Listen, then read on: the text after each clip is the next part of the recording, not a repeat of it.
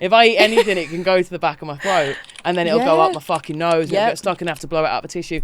I was on a date a few years ago. We went to a Chinese restaurant called Mr. Lau's in Warrington. Okay. Bloody beautiful, right? And we got this chicken fried rice, and it got stuck up my nose, and there was no sexy way to do it. And I had to go to the bathroom and just blow rice out my nose. And I came back to the table and I'd given myself a fucking nosebleed. Oh, no. Because I'd done it so quickly to try and get it out because I didn't want him to think I was having a poo. Do you know what I mean? So I'd done it dead quick. Come back to the table and I hadn't even noticed, and he went, Sara, your nose is bleeding. And I was like, oh, sorry. And yeah, anyway, embarrassing. Literally 2 nights ago, I thought I'll have an egg sandwich before bed, like a boiled egg sandwich. I got a piece of egg stuck up my nose and it was horrific. And it's like, it wasn't blowing out, and it was just, sometimes I have to like suck it back in. Yeah, same. You could taste it twice. Winner. Oh gosh, horrific. Yeah, winner second dinner. Hi, hello, how are you? And welcome to today's episode of the award-winning podcast Crying in the DMs. I'm your host, Sara McCarthy, and I'm joined today by Sober Life Coley, anti-mental health and addiction mentor and advocate and general positive speaker on the Tinterweb. It's brilliant to have you here today, Coley. It's brilliant to be here. I've got some fucking questions. I'm ready. The way Coley is on the internet, she's very out there, she's very brash, she says it how it is. And that's the kind of guest we like to have, because we like the nitty-gritty and the shitty, especially when it comes to real-life experience. Yeah. Obviously, you're quite young, quite hip, quite down with the kids, right? Do you think? Yeah. Right, okay. Right. Ketamine, massive issue at the minute. Yeah. Huge issue. And I was actually supposed to get someone on the podcast to talk about ketamine, but they flaked me the same day. Oh, well. Yeah. So I'm actually, this has worked out, to be fair. Yeah. I should probably be smart in that kind. Anyway. Ketamine. Massive issue in the UK right now. Yeah, massive issue globally. Mm-hmm. How did you find ketamine? So about 7 years ago, I took a bump in a rave thinking it was coke, and it wasn't. Absolutely lost 5 hours of my life. Horrific. Wow. Really scared me and said I'd never touch it again. And then about 5 years ago, I had a tiny bit in Tenerife, but just a tiny bit, and it didn't have the same effect on me. Left it again for a couple of years, and then when I was dancing in Manchester, I just started getting into it again a bit, and then I got really addicted like really quickly, and then I've just taken it daily. Yeah. Were you always more cocaine than ketamine then? Yeah, so coke for like 15 years, but then towards the end, the last 3 years, it was coke and ket together. I had to do them both together. Why do you reckon that is? I don't know, I liked like the upper and the downer effect together, I think. Like being able to control your own roller coaster effectively. Yeah. Because it is a control thing. Yeah. And what a lot of people don't realise about ketamine, because they say it's not an addictive substance, don't they? Which I think is absolute bollocks, BTW. It's obviously an addictive substance. Humans can be addicted to anything that takes them outside themselves, and ketamine is a very psychedelic effect, isn't it? Of course. Yeah, so when I look at people that are addicted to ketamine now, and people are saying you can't be addicted, it's not addictive, blah, blah, blah, all the rest of it, I think they're not addicted to the substance, you moron. They're addicted to the feeling. 100%. How did you get off it? So I was never planning on going to rehab, but I was in a really bad state, just isolating in my house, going for days and days, and I had like a really funny turn, and I thought I was going to die. And I was speaking to my mate a week before, and she'd been to this rehab in India the previous year, and we was just speaking about the rehab, and then it was like a sign it was meant to be, because I got in touch with her, and I was like, mate, I need this number, I need to go. Like I was just stuck in that cycle, and I just couldn't physically stop. Yeah. So I didn't actually go to rehab thinking I'm going to get clean and this is going to be it forever. I just needed like an escape. I just needed to get free for a bit. Exactly. Needed the escape. Yeah. Humans will get addicted to anything that allows them to escape. Yep. It's that point where getting addicted to the escape then leads you to need to find another escape another escape. I know. How long have you been sober now? I went to rehab about a year and 2 months ago. I came out of rehab and I relapsed like days after that. And then I got back on the bandwagon again, and then I had a relapse around Christmas time, and I've been sober since then. Well done, mate. Thank you. When you relapsed, what was the guilt like? Horrific. I mean, I think after going to rehab, it's just different anyway, because the things that you learn over there, like the biggest thing I took from rehab was the effect I was having on my family and stuff. And yeah, it's just a shit feeling when you use after you've done that. Like, you know you don't want to do it, but you've just done it. And I do want to focus on that, because what a lot of people focus on when you talk about addiction and awareness for addiction is getting off it, and there's not enough focus on that relapse. And what a lot of people need to hear is 9 out of 10 people relapse, and when that guilt hits you and when that pain hits you, that's when a lot of people do fall into depression and do fall into, you know, suicidal idealisation, because they think, I fucked it. I think it's important to, like, when you go there, to jump back out of it quickly. Do you know what I mean? A lot of people message me and I'm like, just, if you've got it, just throw it now. Like, you know, because you keep spiralling. If you feel like shit, you just carry on. But you just need to think now and, like, get back on it. You get into that shame cycle, don't you? Yeah. Where you're like, I've relapsed now, that's it. Exactly. I've failed again. Yeah. I may as well just fucking carry on now. Yeah. How'd you get off that? In your experience, how did you stop that from turning into a fucking wow?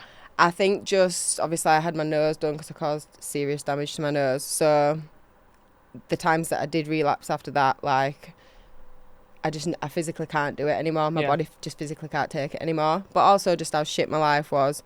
And it's just that realisation that it's just what it once was 8 years ago.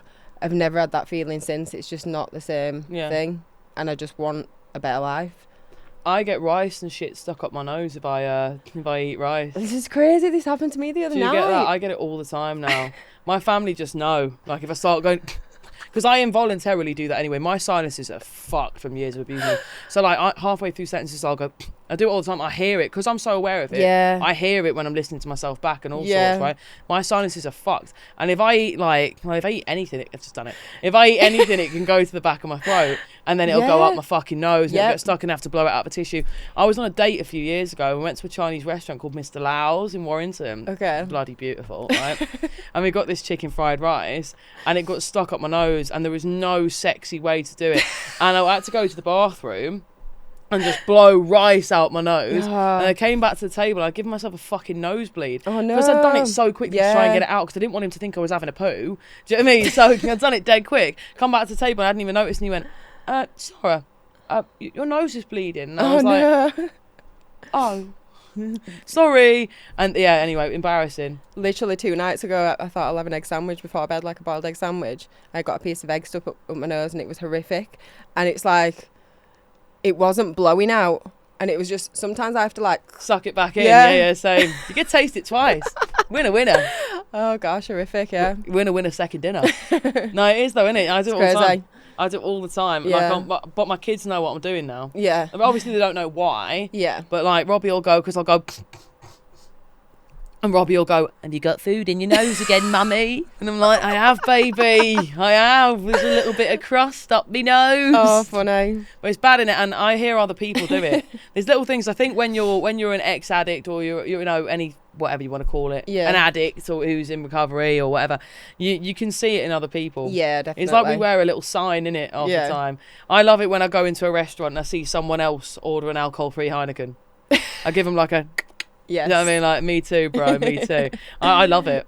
But then you see people that are, you know, there's a lot online, I'm sure you've noticed it yourself, being in the social media industry, where you meet people that are massive advocates for recovery and you meet people that are massive advocates for change and they are helping people to, quote unquote, get out of addiction and they're still sniffing their head off. Yeah. If you had one message to anybody that is doing that, what would it be? Sort yourself out first before you try sort anyone else out. Yeah. Yeah. Because you think it's going to cause more damage, innit? Well, of course, yeah. And it's horrendous. Yeah. Because I look at some of the social media folks and I think, I know you're trying to help. Yeah. And God bless you. Yeah. Because we all need some support. Yeah, yeah. But just be careful how much you're allowing people to rely on you. Yeah. If your bridge is still shaky. Yeah, definitely. You've got to have a real solid foundation to be able to help other people out of recovery. Because I know my hardest part was the relapsing. Constantly. Yeah. I got to the point where I shouldn't even have been calling it relapsing. I was still actively using just once every 2 weeks instead of once every week. Yeah. Do you know what I mean? Yeah. And then it would go more to that. So at one point I was doing it every single day. Yeah. And then I thought I was recovery advocate number 1 because I was doing it once a week instead. Yeah. And then I was like once every 2 weeks calling it a relapse. Yeah. Whereas I think what would you identify a relapse it as? I would identify a relapse as if you've had like a decent amount of clean time and then you drop into a using for a little bit. Yeah. And then but sometimes a relapse can last however long. When was your longest relapse? I haven't really had a long relapse since the whole rehab thing. Brilliant. No, not at all. So when I came out of rehab, it was like 3 days, I think. And then the same at Christmas, that was just one night. It's not been a long thing. Brilliant. Yeah. Would you recommend other people go to that particular rehab? I wouldn't say that rehab cures you. Would I say go to that rehab? 100%. I paid $6,000 for 5 weeks, and when I was looking around the UK, it was like $10,000 for 2 weeks. And it's like gotten a holistic approach over there, and that's what I liked. Like, it had the Reiki, it had like meditation, yoga, personal therapy, group therapy. You're in the sunshine as well. And I think it's just, so it's cheaper, but I think the facilities are amazing, and so are the staff, nurses, everything's amazing. And I went there because it was out of the country and I wanted to really fuck off as far as you could get. Yeah, definitely. And obviously, if anyone has any questions regarding that rehab, feel free to message Coley and ask away. Yeah. Obviously, in addiction, it's not all bad. And people have this misconception that addiction feels awful. And for 9 out of 10 times, it doesn't. Yeah. It feels brilliant 9 out of 10 times until you get past the point of it feeling good, and then it feels like hell on earth. Yeah. And a lot of people watching this, they won't think they're an addict. Yeah, of course. Because they'll think it's social.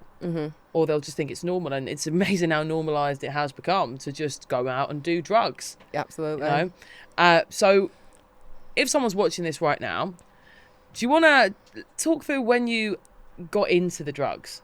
How did you start? 'Cause surely you would have thought it was normal too at one point.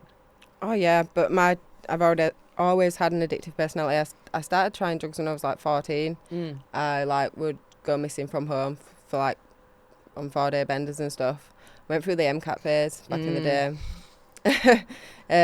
Bless the MCAT phase. I've always, as soon as I tried it, I loved it from then. So I was quite a heavy user from then. When I used it, I'd go for days then.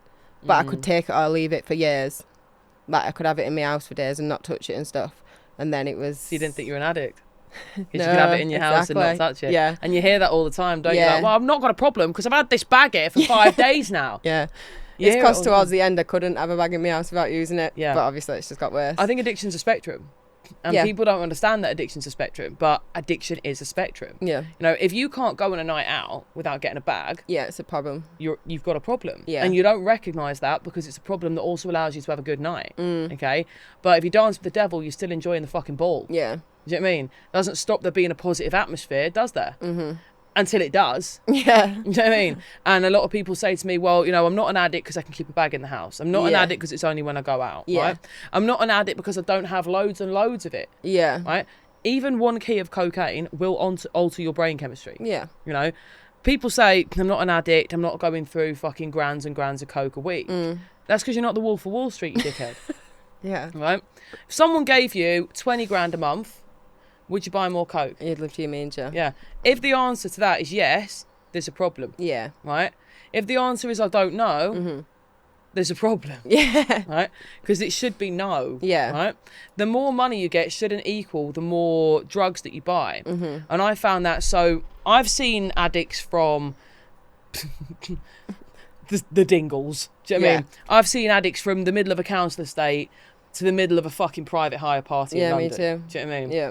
And the only difference between those addicts is the means in which they purchase the drugs. Yeah. You know? People on the council estate where I grew up, you could get a tig from your next door neighbour. Whereas these big posh... have you ever been to a mansion party in the middle of London? No. You get your phone taken? No. If you get invited, don't. Right? Don't bother, right? I ended up with somebody else's fucking phone as well. Oh, no. And I had to try and find whose phone it was. Fuck knows how I did find whose phone it was, right? But yeah, it was wild anyway. But yeah, no, the only difference is that's on a plate. Yeah. That's in a plastic bag. Yeah. That's the only difference, isn't it? Yeah. It's the means to which they can buy it, can purchase it, and also can showcase it. Yeah. I've been to parties where they've had like bowls of cocaine. Oh, yeah. I've definitely been around that. But when I used to buy it, I always used to buy when I used to buy Ket, I used to buy like an ounce Ket at a time because it was so cheap. Well, that's it. Well, Ket is so cheap. That's why it's a street drug, isn't it? Yeah. You see more kids, a 16-year-old girl saw in the news the other day having to have a fucking catheter fitted. I know, yeah. What would your advice be to a young girl that's tried ketamine, likes the feeling of escape? It's easy to say this, but just stop it now because it just gets so worse. It just gets horrific. It's just the feeling that of escapism that I love so much is just not the answer, and what it does to the body is just horrific, and so quickly as well. What was the worst day of your life, mate? When you were an addict, what was the worst day? For me? Yeah. The one just before I had loads, but the one just before I went to rehab when I felt like I was going to die in my living room. What happened? Just been using for days. Towards the end, I was a dry user, didn't really drink. But then I was just in such a thingy. I'd ordered like 4 bottles of wine from like Deliveroo or whatever, necked them as well. And I just felt like I was going to die.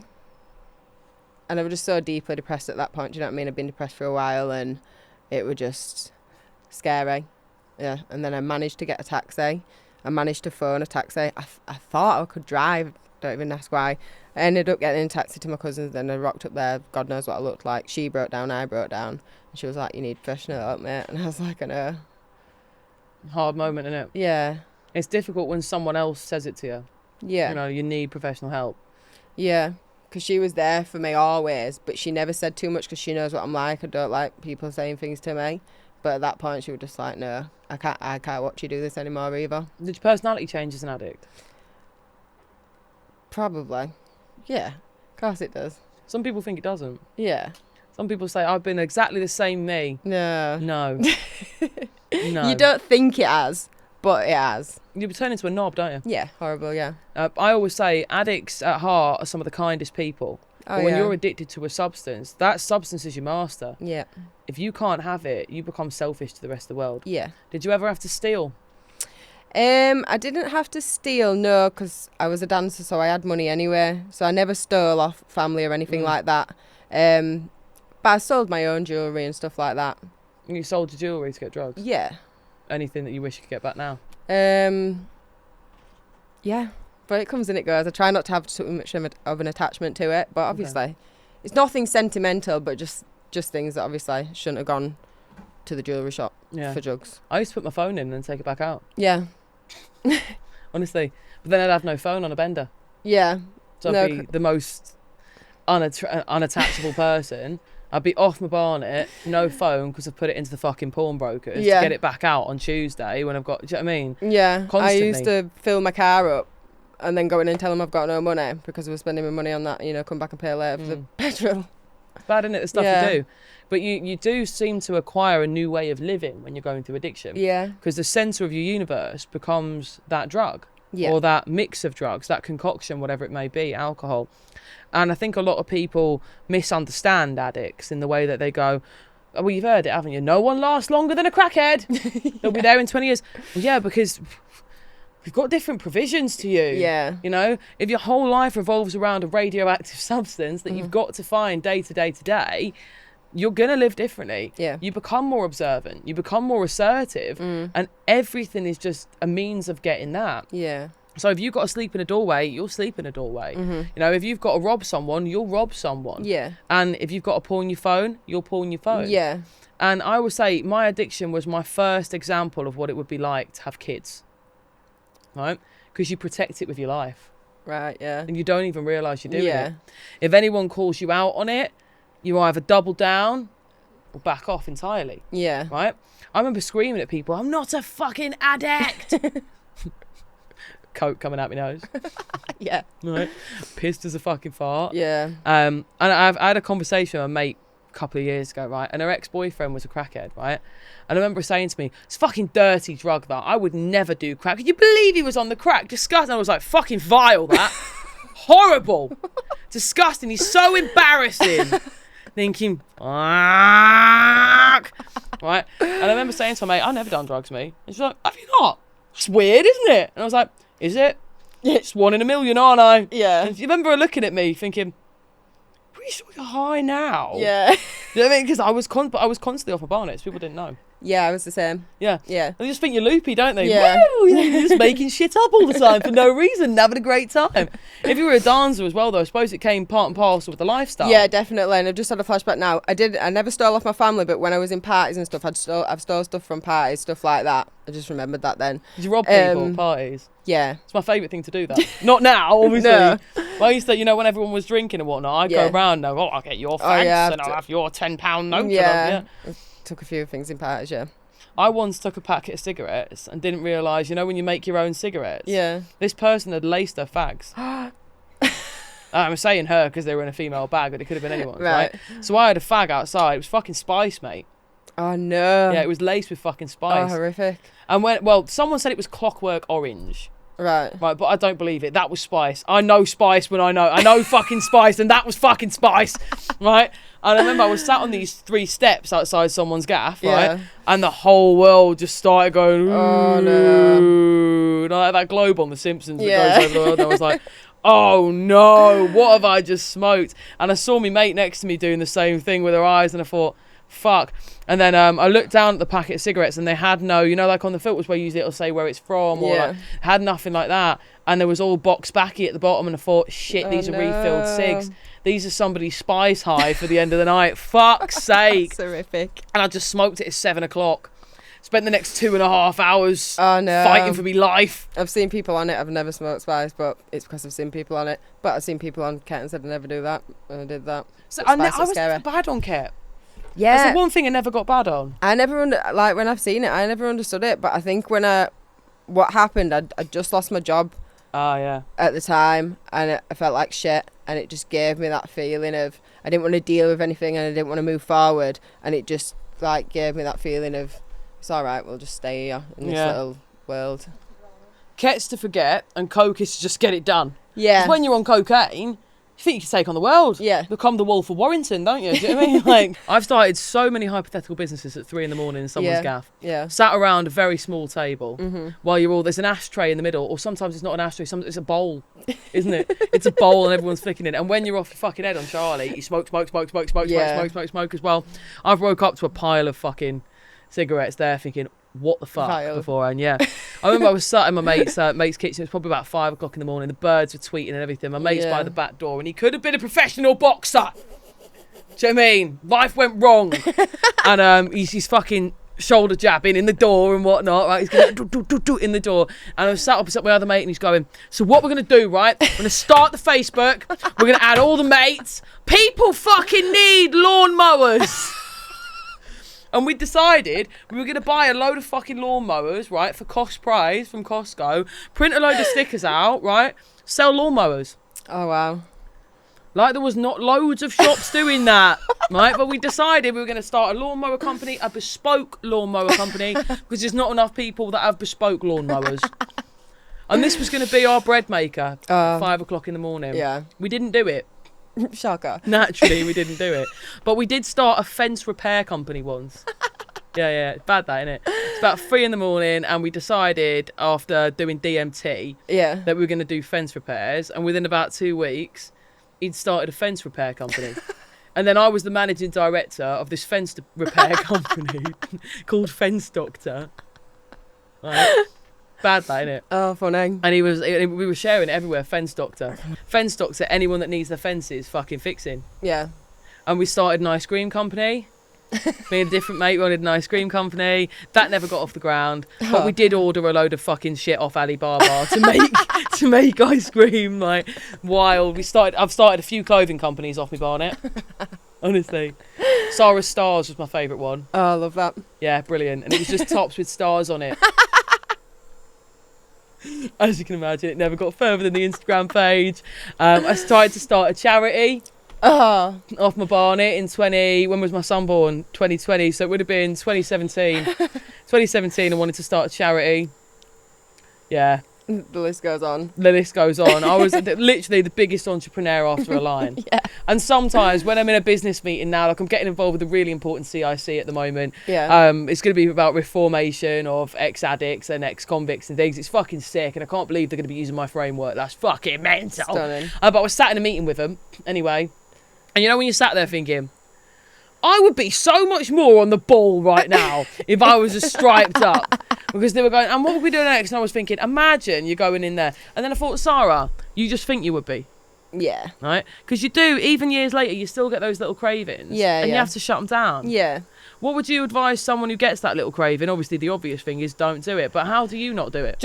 I think more play the tape forward. I think the most exciting bit about it is getting on the phone, doing the little drive there or the little wait for it, and that exciting feeling, and maybe the first line, everything after that is just shit, and it sounds like, whatever the word is it cliche, like play the tape forward, but honestly if you think about how much of the time that you use, well, for me in the end anyway, it wasn't fun anymore. No. So yeah, just think about how it ends up. Same Brilliant, every time, and you sat there every time thinking, what have I done again? Literally. Start thinking, why have I done this? Yeah. I'm now left with a sticky carb on it. Do you know what I mean? Because you're not on the top of your mouth. You're stuck to the top of your mouth. It's just horrific, yeah. Have you ever... what do you do for work then now? You're still dancing? No, so I'm not dancing anymore. So I do my social media. I work with my rehab. And I also work with both my surgeons. Okay. Yeah, so just referrals like that. Fantastic. Yeah. So you're doing that full time? Yeah. Amazing. And have you wanted to go into more mental health work? I would love to go in schools and speak in schools. So obviously, with this CIC, I'm going into schools that look after kids with bad behaviour. I don't think anyone's really got bad behaviour. You're dysregulated. You don't understand yourself properly. You've got teachers, 9 times out of 10, that God bless them, they try their best, but they're misinformed. Yeah. Even the teachers that work in the behavioural classes, some of them, you know, they haven't had a class or they haven't had a course in 10 years. Yeah. You know? And so I'm going in there to speak to them about the neurobiological effects of ADHD, ASD, autism, and the effects of having troubled households, drug addicts, and being a drug addict, because now at 13, 14, a lot of them are addicted to fucking ketamine. Yeah. What would your best advice be to a young kid that's getting into that world and now does do it on a regular basis? So I think for me, when I was younger, I chilled with older people a lot of the time, and for me, I think why I used a lot is to fit in. Yeah. So I feel like, I don't know, not like a peer pressure because I chose to do it, but I kind of wanted to be older before my time. Yeah. And it's like, just stay where you are. And also a lot of people, younger people, will be pressured into like thinking that's cool and fitting into that, and it's just not. It's not. Yeah. One of the main things I always say to the kids, right, if they're going to the schools or into the community centres is, look around you. These people are your mates right now. Yeah. Because you're in a collective. Yeah. Right?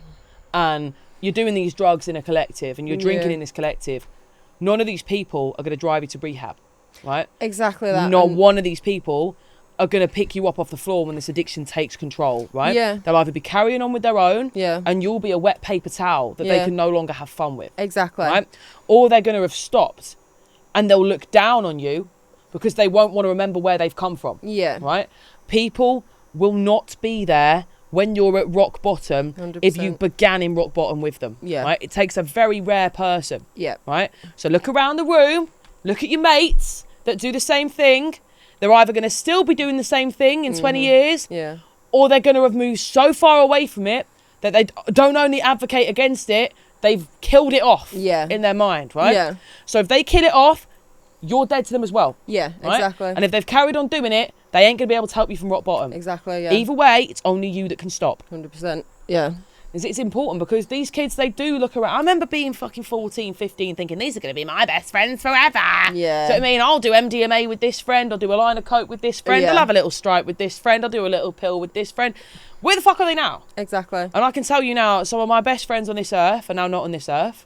Some of them are homeless now. Yeah. I see them coming out of shelters. One of my best friends in the whole world. God bless him. I pray for him every single week. Last time I saw him, he was coming out of a halfway home in Widnes in the town centre. Yeah. And he went to me, have you got a fag, Sara? And I swear to fucking God, I could have cried there on the spot. Yeah. That is someone that was my brother growing up. Or they're massive advocates against it. Yeah. And there's only few that are on my wavelength now, and although they can advocate against it, they're also not judging people doing it. Yeah, exactly. Right? And you've got to think there's a real rarity in a person that can go through hell and not judge people that are still scorched. Definitely, yeah. 9 out of 10 people won't do that. Yeah, it's crazy. Even if they're trying not to judge you, they've got that misconception, they've got that bias, and they want to be so much not like you that they'll start acting like you're dirty, like you've got rabies. Yeah. You know? Yeah. And I always have to say to these kids, choose your friends wisely. Because how they behave now is either how they're going to behave in 20 years alongside you, or how they're going to judge you for behaving instead of helping you. Yeah. People grow up, they have kids, they have jobs, they have responsibilities. Yeah, yeah. You're going to fall apart. Yeah. And as you guys fall apart, if you're falling apart... But also how the addiction starts, like it starts when you're in the kitchen and you're all together, and you don't end that way because you end up by yourself in your bedroom like for days on end anyway. Do you know what I mean? It doesn't stay in that fun circle. No. I think it's hard to tell people because I was just someone that people had tell me these things, but I had to experience it for myself, which is sad. But hopefully some people can take it on board and not people have said things to me, and then when I've been actually in that situation, I've looked back and thought, oh yeah, when that person said that. Exactly. They might not take it on straight away. Yeah. But then when you're sat in that kitchen, right, and you're looking around and you have that moment of real sober realisation of what am I doing here? Yeah. You realise, hey, that bird off the internet was right. Yeah. We're not going to all be sat in the kitchen when I hit rock bottom. Yeah. You know, because people hit rock bottom in the head. They don't hit rock bottom in reality 9 times out of 10. That comes afterwards. I've seen people party for 7 days straight having the time of their life. 8th day they're on the phone to 999. Yeah. Someone please send me a welfare check. I'm about to exit planet left. You know, while you're having fun in that scenario, you're not actually having fun. Yeah. You ever been in that situation where you sat around with your mates, you're off your head, and you just sober up dead quick and think what the fuck am I doing? Yeah, 100%. Many a times. And then sometimes but then I've still found it hard to exit. Like, you've sobered up, but then like you know what's coming when you get in that taxi home as well. So it's like then you just carry on staying like, but thinking what the fuck am I doing here? There's no worse feeling, is there, than waking up? Horrific. Yeah. And you've got that depression all over your body. There's no depression like a fucking calm down. Yeah. I say to people, people have said to me in the past, how would you describe it? There are rocks all over your body. Yeah. And you are the saddest you could ever be. Yeah. And also your heart will not stop palpitating. Yeah. And that's the best. I can't describe it better than that. Yeah, but that was when I was like bad on the coke, that was that. But then when I got on the ket, I was so addicted to that as well, because the next day I'd never got a hangover. I didn't get a hangover. It's so dangerous like that, like, because you don't have like an after effect. Like, I'm not doing that for 3 days because I felt like shit. No, you feel all right. That's it. People, especially the young generation now, they're doing ketamine. They can do it. It lasts an hour, 2 hours, and then they're cracking on with the day, aren't they? Yeah, yeah. And that's what's so difficult. With coke, you know when someone's been doing coke. Yeah, exactly. With alcohol, you fucking know when someone's been doing alcohol. Yeah. With crack, you can't really hide that. Do you know what I mean? Well, you can, actually. But, you know, after a while, it'll start to take effect. Yeah. With ketamine, it's like a silent killer, isn't it? It is, yeah. Yeah, because loads of people that I know, you just go about your day-to-day business on it. Yeah. Like, stop at the supermarket, have a little cheeky one, stop here, like. And it's like a lot of people say to me that I feel normal on it. So to then come away from it, I don't feel normal anymore. It's because they've created this new normal, which obviously isn't normal. That's spot on. They create a new normal. Yeah. And it's like when you're an alcoholic and you just have a beer here and a beer here and a beer there. You don't realise it's altering your entire perception of what is normal. What was one of the weirdest things to realise wasn't normal once you come out of addiction? My whole behaviour, really, when I was on it, like, I thought I acted normal when I went to certain places, and it's like, when I say, people didn't actually think that I was on it, did they really not think I was on it? Do you know what I mean? Because that's like I was. I get that. Yeah, I just don't think I really acted normal at all, and I was so, like, deep into it. Like, I didn't actually care what anyone thought around, you know what I mean? No like, consequence, yeah. Yeah, nah. So, like, if I'm running to the bathroom 12 times in a sitting somewhere, like, in an hour sitting, or if I'm like K-holing a bit when I'm sat in the living room with my family, stuff like that, like, but I just like look past it. I remember one Christmas going to my ex-boyfriend's house for Christmas, and I had a toothache, so I must have been on codeine or something for the toothache, and obviously I was sniffing my head off as well secretly. Yeah. I started fucking seeing things. Yeah. At Christmas, in his mum's gaff. Oh no. Literally sitting in the room on the floor, throwing myself on the floor, going, swear to you. You know, you look back and think, you could have just maybe not done cocaine. Yeah. Because I was drinking the fucking codeine as well. Yeah. I'd had like codeine, cocaine, alcohol. Yeah. Started hallucinating. Yeah. Had to sit in a dark room in his mum's gaff. Oh shit. Do you know what I mean? Yeah. Then the next day I got up and made everyone a tapas. Yeah, like nothing's happened. Yeah. Like that wasn't Crazy. Fucking very strange. Yeah, I remember one time my mum and my gran was like round at mine. I'd cooked dinner, but I was running off every 2 minutes to thing for a CK. How do you know? And I think, but I actually think I knew I K-holed, but I think my mum were really worried about me at this time. But when I came round from it, I remember like falling like this, and she was stroking my back, and I think she was just heartbroken trying to get me through the thing. And then when I came round, I was like, did it actually happen? Because she didn't mention it to me. But I know for a fact that, like, I did just do that in front of my mum. Yeah. Crazy. I used to go schizophrenic, proper bad off it. Yeah. I used to be really nasty. Yeah. I remember coming in once and I was, like, literally foaming from the mouth. It was horrendous. My mum got a video, actually. Yeah. Which she's never actually showed me since, but I know she got the video. Yeah. And I was sweating and swearing and foaming at the mouth at my stepdad, Dave. Shit. And saying to him, I hope you get cancer and all this. I don't even know why I was so angry, but I used to get to the point where I'd been on it for like 5-6 days. Yeah. I'd start feeling really guilty. Okay. And I'd start feeling really angry. Yeah. And then anyone could have got it. Yeah. You know what I mean? And this was towards the end. So, like, I'd come into my mum and my stepdad's house and I'd done uni, I'd done all the rest of it, but I still was an angry little cunt. Yeah. And I think because of all the weird shit I'd done through my addiction and through being a pisshead and through trying everything under the sun, and I'd fuck so many people up, I'd fuck so many people over, I'd fuck myself up in the process, that now I was so angry, the minute I hit that level of anger, I was a complete weirdo. Yeah, fair. I wanted to bite people. Honestly, I'd act like I was possessed. Yeah. And I mean, they call alcohol a spirit for a reason, don't they? But I would be acting possessed, foaming at the mouth and like spitting. I'd go, I'm going to curse you. All sorts of weird fucking shit. Yeah. And then you look back and you go, you fucking weirdo. You know, you think like, you absolute weirdo. Yeah. There's no need in that, was there? Yeah. Because now, if I met that person, I'd smack her over the head with a chair. Yeah. And you think, it takes a while though, doesn't it, after addiction to actually start liking yourself again? Oh, yeah, definitely. Yeah, it's obviously a part of you that doesn't like yourself in the first place to do that. Do you know what I mean? That's it. That's the hardest thing to come to terms with, that, isn't it? Like, why did I start doing this? Yeah. Didn't like me. Now I'm sober again. Still don't like me. Yeah, exactly. What do you do to like yourself more? What's your best habits for liking yourself? I did some therapy. I think is it the EMDR or something like that? You did EMDR, and I do the tapping and stuff like that. EMF tapping. Yeah, so I did tapping. I did like a course of that with a lady. She's really, really lovely. So just reaffirming them things, because I feel like deep down that I do like myself. I just feel like if I don't always remind myself of it, you can steer away from it. So, and meditation as well. Love that. Yeah. I always say to my clients, meditate with purpose. Yeah. Make it like a prayer. Yeah, I used to do a lot of meditation for like healing trauma and stuff, and my body used to like shake and I'd cry through it and stuff like that. I feel like I released like load through 100%. Through that. A load of my clients, we do like vagus nerve exercises where you release shit from your body. Yeah. And they'll literally shake. I had one guy that had to do it on the toilet.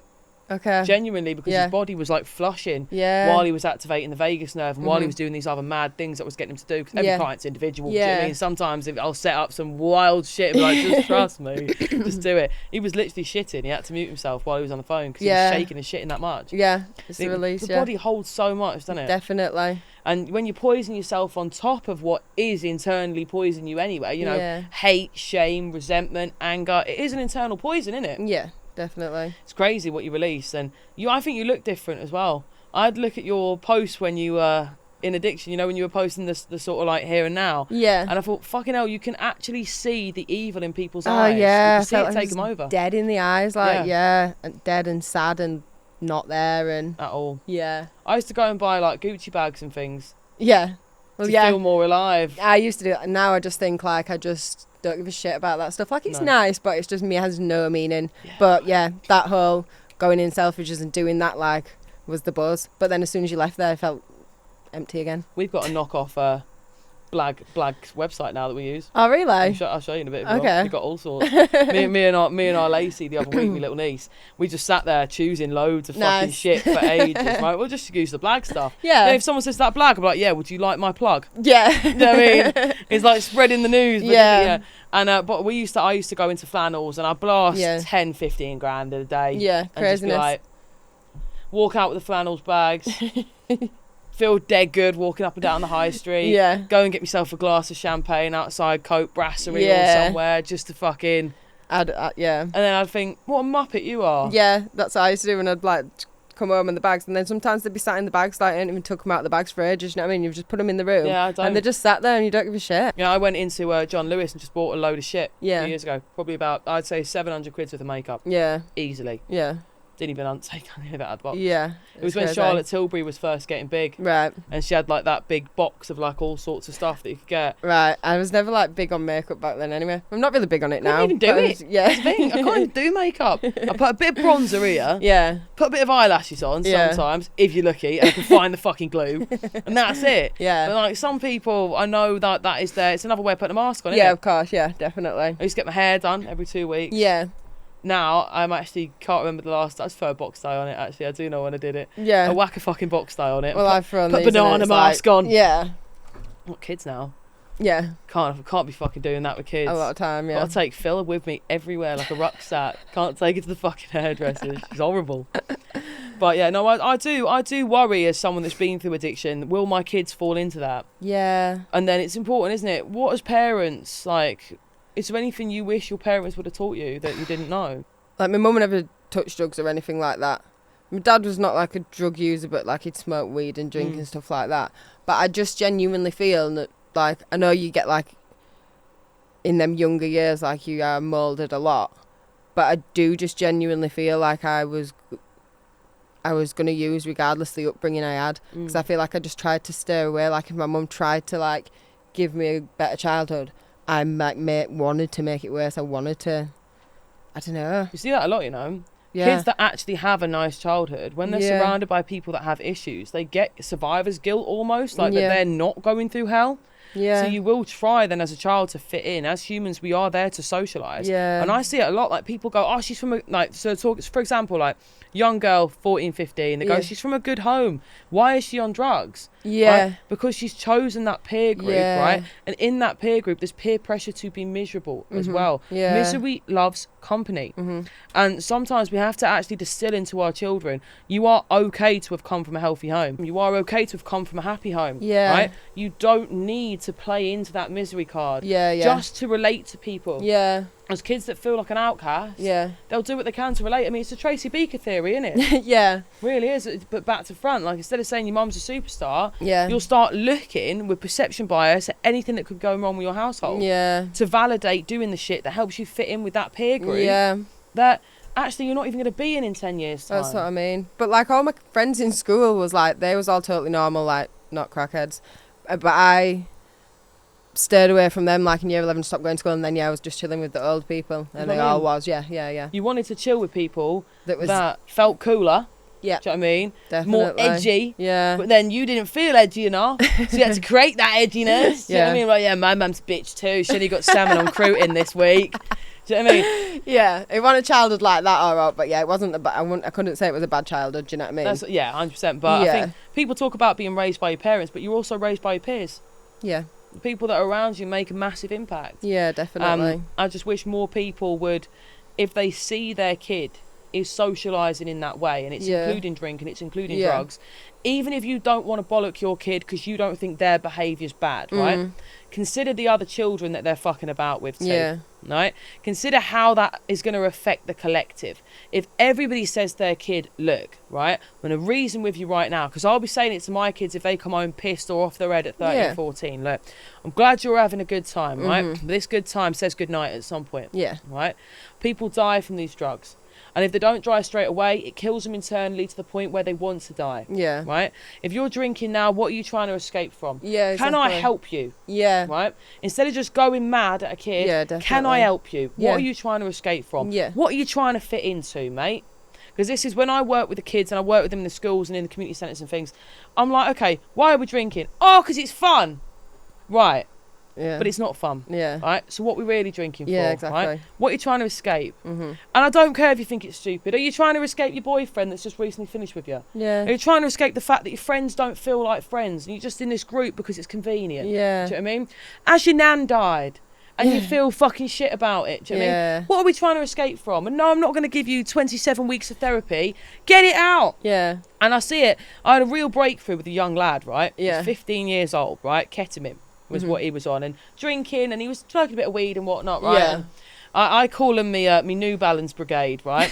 Because they all come in, right, and they've got all the black Nikes and all the, you know, the Under Armours, and they're into the big thick New Balance, and they look like an absolute army, right? Honestly, they are the barmy army when they come in, this gang of lads. It was in this community centre that I was working with in Salford, right? And he came in and I said, oh, you've been off your head? No, I've been clean now for 5 days. So you've been clean for 5 days? Well done, darling. You've done really well. I said, why is that? He went, because I realised you were right.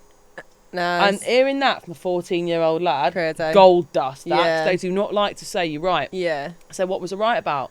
I almost said his name then, right? What was I right about? He went, you know, when you said to me, you're not taking it because it's fun. You're taking it because you're sad.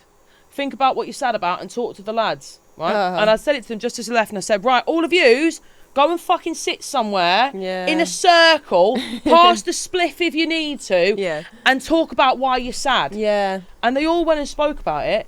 And he hadn't done Ket for 5 days then. Yeah. One of the other ones he said wasn't doing it as well. I don't know if the other ones were even on it, but I only knew that those two were. Yeah. They were still smoking a bit of weed, right? But they hadn't taken it. Yeah. Because they'd actually started a group chat to start talking to one another. Oh, that's cute. Right? Sometimes all kids need a reminder of is, you're all right to be sad. Yeah. Kids are all right to talk about being sad. Teenagers are all right to talk about being sad. Yeah. Adults, men, and teenage boys... They don't like talking about being sad. Yeah. They're desperate to be a man like their dad. They're desperate to be a man like the dad they didn't have. Yeah. Whichever way it goes, they're the granddad, their uncle, the cool 19-year-old that they met in the park. Just be you and be sad if you've got to be. Yeah. I think sometimes we all just need that reminder to talk. Yeah, definitely. That's why we come crying the DMs, isn't it? Be lovely to have you on, Coley. What would your best bit of advice be to finish up today to the rest of the world? To be authentic, to be yourself, even if you're feeling like shit, even if you're feeling depressed, like... It's okay to feel like that, and it's okay to speak to people. Don't feel ashamed, and don't hide away, because a lot of people suffer in silence and it doesn't end well. That's it. It starts as a big loud party, ends silent in the kitchen on your own, and sometimes just get it out, innit? Yeah. Talk to someone. Of course. Even if it's a random person. Yeah. Tell someone you're sad. Yeah, 100%. Tell the fucking bus driver. And I think a lot of people feel scared that, like, the reaction they're going to get when they say it, but, like... It's never really as bad as you think, is it? Never. When you speak to someone. Yeah. 100%. Any time I've ever said to someone, I feel really sad, you know, I've got some sort of response. Yeah. It's never the most... Sometimes it's not an ideal response. Yeah. But you've still got it out. Yeah, yeah. And it is actually scientifically proven that when you offload stuff, it does release it. Yeah, yeah. It does. You will get that oxytocin. Yeah, yeah. You will get a bit of norepinephrine. Not loads, but you'll get a bit. Yeah. Do you know what I mean? And yeah, you might not get that dopamine. You might not get that happiness straight away. No. But the goal is never perfection, is it? It's sustainability. And if you just tell one person a week that you're feeling like shit and offload, that's better than keeping it in. Yep. Thanks, Coley. Oh, thank you. It's been great. I've just cut a bit out where I burped, by the way, in case anyone was wondering why we're laughing. It's been amazing. You're such a wonderful girl, such an advocate. And I think, you know, this is the start of a beautiful friendship. I think you're going to do amazing things. I think you're going to inspire thousands of people, if not millions. Thank you. And I do feel honoured to have come on. No, I think I'm the honoured one, mate. I sit here opposite people all day that I think are fucking mint, and then they go, thanks for having me on your show. And I think, I just wanted to be your mate.